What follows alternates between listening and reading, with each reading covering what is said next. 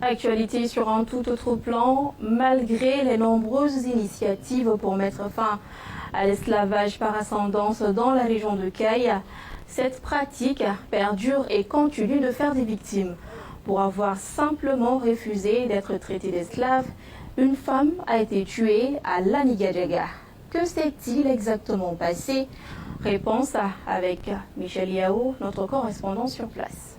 Âgé de 70 ans, le corps sans vie de Djongé Sidibé a été retrouvé sans vie, le corps mutilé, en partie brûlé dans un sac abandonné dans les eaux de Brousse le samedi 30 juillet 2022. Cette affaire suscite une énorme indignation de l'opinion locale, nationale et internationale qui n'est pas une première à Caille. La chercheure Dr Marie, qui a fait plusieurs travaux sur cette question, appelle les autorités maliennes à criminaliser l'esclavage par ascendance.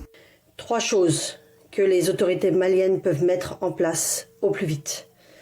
On le répète depuis des années, il faut criminaliser l'esclavage par ascendance et ses corollaires. Une loi doit passer au plus vite, il n'y a plus d'excuses.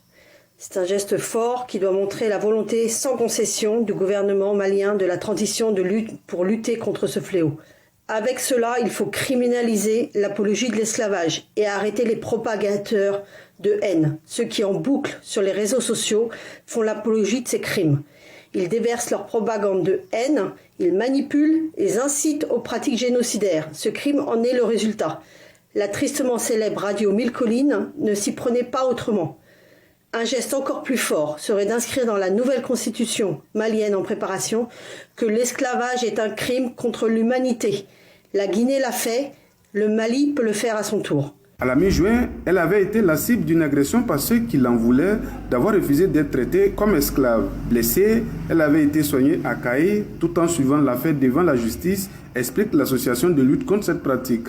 En avril 2020, plusieurs personnes avaient subi des représailles suite à leur refus d'avoir assumé un statut d'esclave dans cette même localité.